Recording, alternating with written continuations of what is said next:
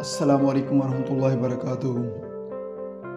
جیسے کہ آپ حضرات نے سوشل میڈیا پہ دیکھا کہ پچھلے کئی دنوں سے فلسطین کے مسلمانوں کے اوپر اسرائیل ظلم کر رہا ہے، زیادتی کر رہا ہے، بمباری کر رہا ہے، ان کے درمیان جنگ چھڑی ہے۔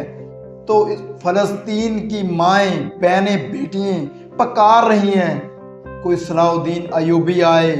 پاکستان کے حکمران سوئے ہوئے ہیں، مسلم ممالک کے حکمران سوئے ہوئے ہیں، اقوام متحدہ سوئی ہوئی ہے، اسلامی اتحاد کونسل سویا ہوا ہے کہ ظلم جو فلسطین کے مسلمانوں پہ ہو رہا ہے ساری دنیا دیکھ رہی ہے۔ امریکہ جو اسرائیل کی مدد کے لیے آ رہا ہے، افغانستان، پاکستان، ترکی اور لبنان اور ایران وہ کیوں نہیں، اور سعودی عربیہ کیوں نہیں فلسطین کی مدد کے لیے جا رہے؟ ان کے لیے بیان ہی دے دیں، کم سے کم سوشل میڈیا پہ تو آپ بیان دے دیں۔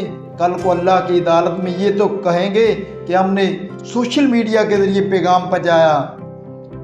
اور ان ماؤں کی دعائیں، 2300 کے قریب شہادتیں ہو چکی ہیں فلسطین کے اندر، ماؤں کے سامنے ان کے بچوں کو شہید کیا جا رہا ہے، وہاں پر بڑی عمر کے جو ان کو شہید کیا جا رہا ہے، خواتین پہ ظلم و زیادتی کی جا رہی ہے۔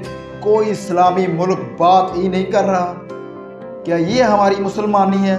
صرف دین مسجدوں میں ہی ہے، صرف دین نمازوں اور سجدوں میں ہی ہے، جہاد نہیں ہے، جہاد والا چیپٹر کلوز ہے۔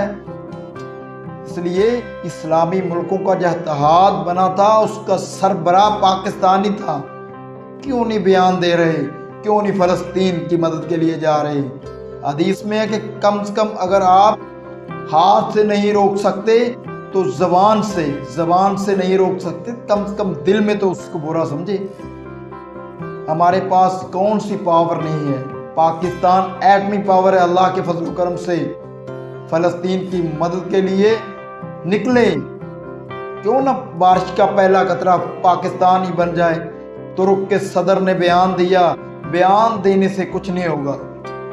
اپنی فوجیں اتار دیں، اپنے مجاہد اتار دیں، کیونکہ ان ماؤں کو آج بھی صلاح الدین ایوبی کی ضرورت ہے۔ وہ پکار رہی ہیں کب آئے گا صلاح الدین ایوبی، کب آئے گا محمد بن قاسم جیسا بیٹا، کب آئے گا خالد بن ولید جیسا۔ خدارہ مسلمانوں کو چاہیے کہ اکٹھے ہو کر فلسطینیوں کا ساتھ دیں اور اسرائیل کو صفا دیں۔ انشاءاللہ مٹانا ہے اور یہود و نصارہ کو ختم کرنا ہے۔ یہ کل بھی آپ کے دشمن تھے، یہ آج بھی آپ کے دشمن ہیں۔ اللہ رب العالمین فلسطین کے مسلمانوں کی غیبی مدد فرمائے۔ جزاکم اللہ خیر۔